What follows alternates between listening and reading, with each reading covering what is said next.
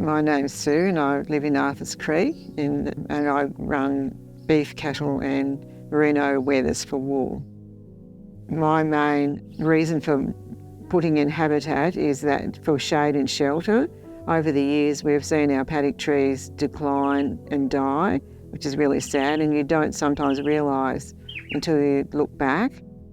We had a girl in our land care group who was always fantastic at finding speakers. Carolyn came out and gave us a lovely talk on Birds on Farms project, and so I thought, oh, this sounds like me, so I put my hand up and they partnered me with Dirk and off we've gone. It's been a really good program to be involved with. I was really excited that we got the opportunity to have a property so close to Melbourne that's still a working farm and a big cattle farm. After that, we set up the plots with Sue. We then assign a birdwatching volunteer to the property.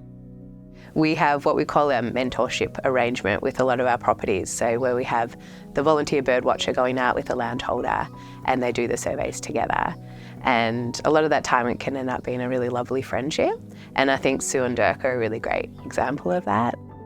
They connected me with Sue, whose farm is about half an hour from where I live. That was in 2019. We got a good conversation in between the surveys going, and I thought, yeah, this is good. Well, I think we've done now 10 surveys. Yeah, we drive from plot to plot. Then there's a fixed survey method, 20 minutes. You walk around and document everything that you see or hear, put it into the app, the bird data app, send it off, and then it goes into the database that BirdLife Australia is going to use.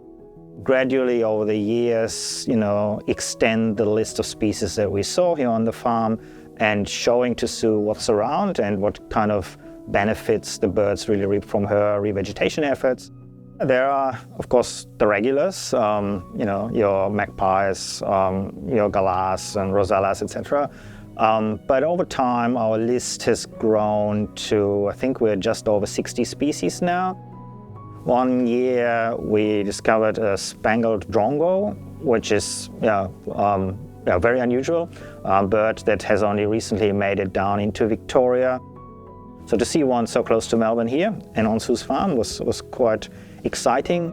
Dirk takes a lot of trouble to help me spot them, and yeah, it's fantastic to know there are that many birds here, and that some of the work I've done has probably increased the numbers.